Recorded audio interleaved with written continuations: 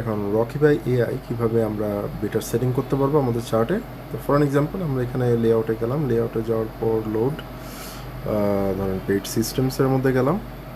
So আপনারা হয়তো বা খেয়াল করছেন যে রকি বাই এআই নর্মালি যখন ফুললি সেট আপ হয়, প্রপারলি সেট আপ হয়, তখন এরকম গ্রে কালার, রেড কালার অথবা গ্রিন কালার এই জিনিসগুলো আসে। সো এই জিনিসগুলো প্রপারলি দেখার জন্য, ক্যান্ডেলগুলোকে হাইড করার জন্য আমাদের যেটা করতে হবে সেটা হচ্ছে এই সেটিংসে যেতে হবে। সেটিংসে যাওয়ার পর এই সেটিংসটা, এই যে ডান পাশের যে সেটিংটা আছে, এই যে চার্টের নিচে, এই যে যে প্রাইসিংগুলোর নিচে যে ডান পাশে একটা হেক্সাগন টাইপের একটা দেখতেছি, ওইটাই সেটিংস। ওইটাতে ক্লিক করব। ক্লিক করার পর আমরা মোড সেটিংসে যাব।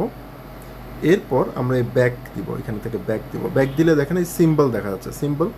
এখান থেকে বডি, বর্ডার, উইক, এগুলাতে আপনার টিকমার্ক থাকবে, এগুলাকে আনটিক করে দেবেন। আনটিক করে বের হয়ে যাবেন। বের হয়ে যাওয়ার পর আপনি জাস্ট ব্যাক দিবেন। এরপরে ধরেন আপনি আবার যদি যে কোনো চার্টে যখন অ্যাড করবেন তখন আপনি এই জিনিসটা এইভাবে দেখতে পারবেন। আপনি চাইলে এটা গোল্ড, ইউরো, ইউএসডি যে কোনোখানেই আপনি জিনিসগুলো এইভাবে দেখতে পারবেন। ঠিক আছে? So this is the overall thing.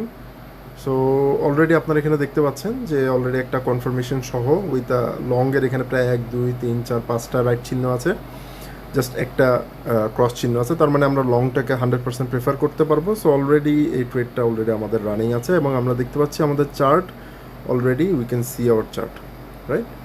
আবার আপনি যদি চার্টে এরকম একটু ঝামেলা মনে হয়, প্রাইসিংগুলোতে এরকম চাপ দিয়ে ধরে রাখবেন প্রাইসটাতে, তারপর রেজের প্রাইস স্কেল দিলে এটাকে অ্যাডজাস্ট হয়ে যাবে। ঠিক আছে? সো ধন্যবাদ ভিডিওটা দেখার জন্য। আর সাথে থাকবেন আমাদের সাথে ইনশাল্লাহ। আমাদের চ্যানেলটাকে সাবস্ক্রাইব এবং লাইক করুন।